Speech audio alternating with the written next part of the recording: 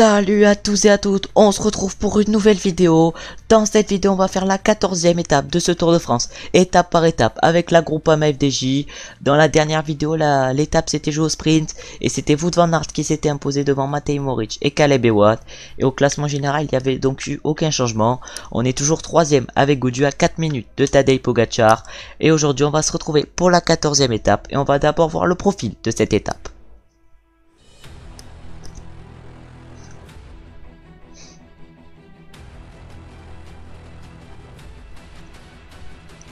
Et du coup on peut voir le profil de cette étape qui arrive à Mende, où les coureurs parcourront la montée Jalabert, qui risque de faire des dégâts parmi les coureurs. Et on va se retrouver directement au départ avec Pinot, vu qu'on va essayer de prendre l'échappée avec lui. Et pourquoi pas également prendre l'échappée avec Madouas. On se retrouve directement au départ, mais avant ça on peut voir les favoris. Pogacar est grand favori aujourd'hui devant Roglic. Martinez est le 3ème grand favori de cette étape. On est en forme normale avec Gaudu et Pinot, pardon. Madouas, lui qui est en plutôt mauvaise forme. On va quand même prendre Pinot au départ et on va essayer de partir dans l'échappée avec lui. On va également essayer de partir dans l'échappée avec Madouas pour pourquoi pas aller chercher des points de la montagne. Et si l'échappée va au bout, aller chercher la victoire avec Thibaut. Mais on va d'abord se replacer pour partir dans l'échappée. On s'est replacé directement avec Thibaut Pinot, on va essayer de partir dans l'échappée. On est pour l'instant 30ème au classement général avec Pinot, à 34 minutes de Pogacar. Ça devrait du coup nous laisser partir je pense.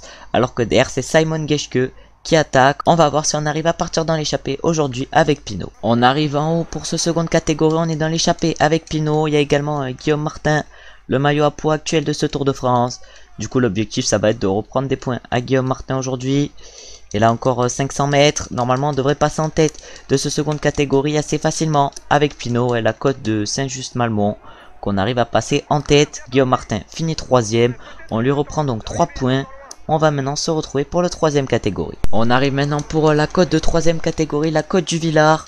On va essayer toujours d'aller chercher des points avec Pinot pour en reprendre toujours à Guillaume Martin, même si c'est 2 points et que c'est pas énorme. Alors que devant c'est qui est en train de rouler, c'est Mattia Cataneo qui roule pour aller chercher les points évidemment. Il reste encore 300 mètres. On va évidemment lancer le plus tard possible alors qu'on a toujours Guillaume Martin à notre gauche. Et Guillaume Martin qui est plus rapide que nous malheureusement. On va maintenant se retrouver pour la prochaine côte de 3ème catégorie, vu qu'on va pas jouer le sprint inter avec Pinot. On arrive maintenant au pied de cette avant-dernière côte de 3ème catégorie. Et on va encore une fois essayer d'aller chercher les points avec Pinot. Pour l'instant on fait jeu égal aujourd'hui avec Guillaume Martin. Non, je crois qu'on lui a repris pour l'instant un point, mais vraiment que dalle. Alors que là on va lancer du coup avec Pinot, on est juste à côté de Guillaume Martin. Et on arrive à passer en tête, mais malheureusement devant Guillaume Martin. On a en plus que 3 minutes 20 d'avance sur le peloton. Faut se rappeler qu'en 2015, Pinot avait perdu la victoire d'étape avec Bardet à Mende après s'être regardé. Et c'était Stephen Cummings qui avait volé vers la victoire. On va maintenant se retrouver pour le 3ème catégorie, l'avant-dernière côte de cette étape. Il reste 1 kilomètre avant d'arriver au sommet, on n'est plus dans un groupe par an de 4 coureurs. Et Guillaume Martin va aller jouer les points, mais malheureusement avec Pinot on n'a pas les jambes. Mais après, juste après ça sera une descente. Et on a 1 minute 20 d'avance sur le peloton.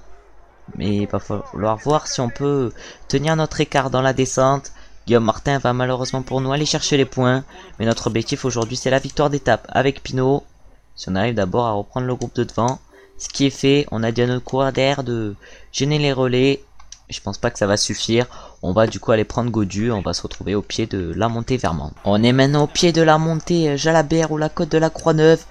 Mais ça s'appelle aussi la montée Jalabert, alors que devant, ça accélère déjà pour les Israël. Ça doit être Michael Woods qui a dû accélérer. Nous, on va essayer de suivre évidemment avec Gaudu, mais là, c'est des énormes pourcentages.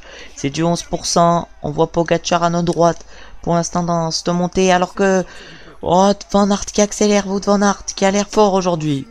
Oh là, premier avec 265 points. On a combien de points avec Gaudu?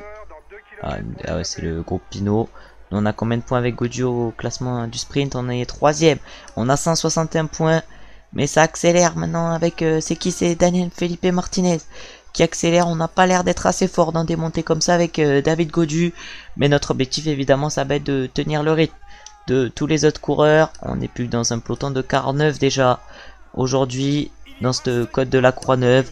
On va voir si ça pète encore une fois.